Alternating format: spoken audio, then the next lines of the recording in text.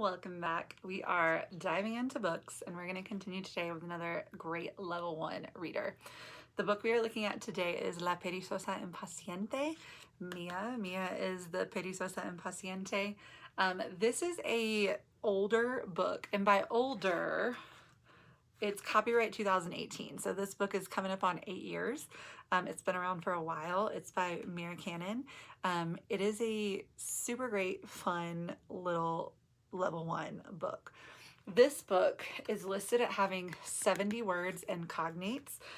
It's very, very, very low level, which is great. It centers around kind of the super 7 verbs like ir, querer, tener, verbs like that, which is great because those are some of the first verbs that I introduce my students to.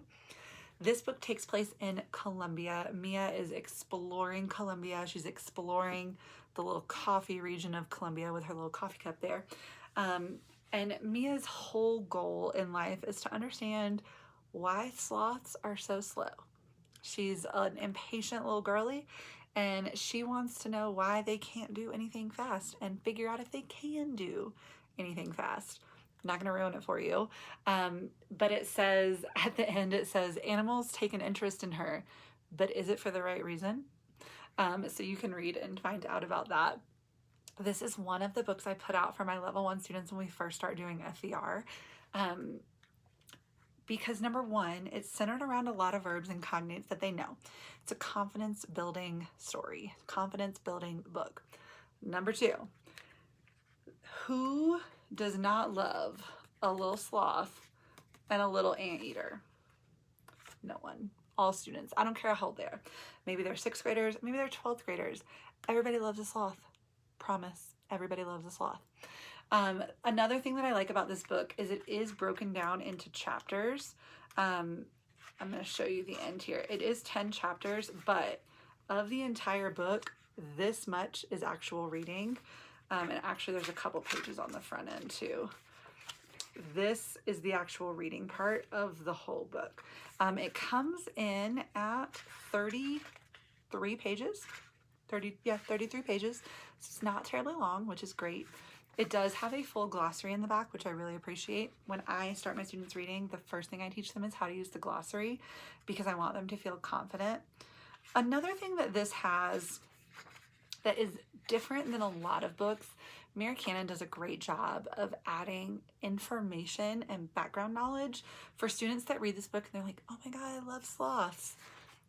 There's a whole section in the back. It is in English and in Spanish. They could read both, or they could just read one or the other, about sloths, which is kind of cool.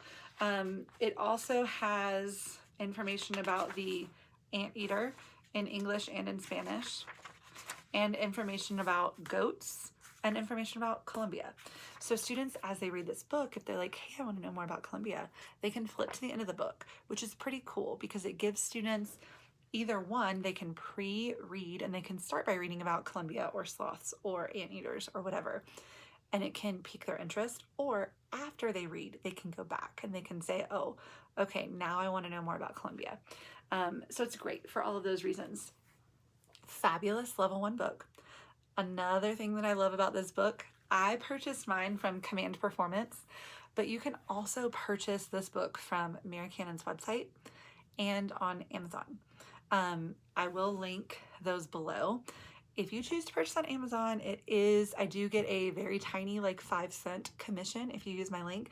If that bothers you, that I may get 5 cents, then please just go and Google or search La perezosa impaciente and Mira Canion at the bottom, and you don't have to worry about me making 5 cents from you using my link.